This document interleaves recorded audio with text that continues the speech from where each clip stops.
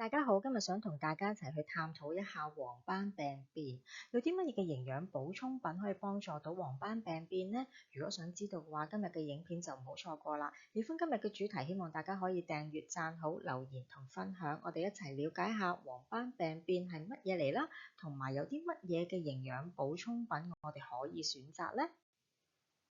黃斑病變咧係一個唔可以逆轉嘅眼睛疾病啦，喺全球嚟講咧係排第4大嘅眼睛睇唔到嘢嘅一種疾病嚟嘅。黃斑區咧就喺呢個視網膜嘅中央位置啦，主要係用嚟吸一啲嘅藍光啦同埋紫外線嘅，愛嚟幫我哋阻擋一啲嘅日光啦。咁精細嘅功能咧，咁喺附近嘅血管就唔可以阻塞啦，所以預防黃斑病變其中一個方法咧就係控制血壓啦。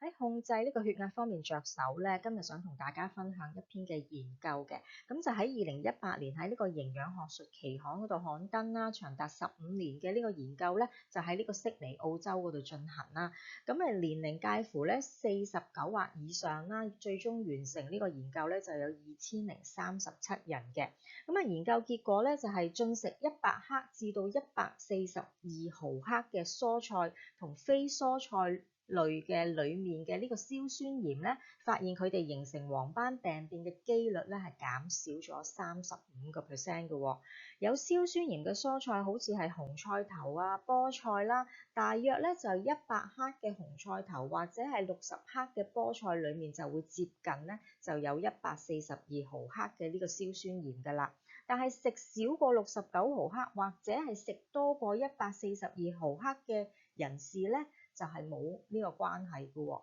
咁結論咧就係第一咧就證明食物中裡面呢個硝酸鹽咧係去幫助我哋去預防呢個黃斑病變嘅呢個產生啦。第二咧就係證明過少或者係過多嘅硝酸鹽係冇幫助嘅喎。所以咧證明咧唔係話食得越多咧就係呢個越好啦。咁當然啦，呢個只係其中一個研究啦。咁科學家咧都建議咧要進行唔同類型嘅研究啦，譬如係一啲觀察性啦，又或者係干預性嘅研究，咁希望咧幫我哋揾到更加多嘅答案嘅。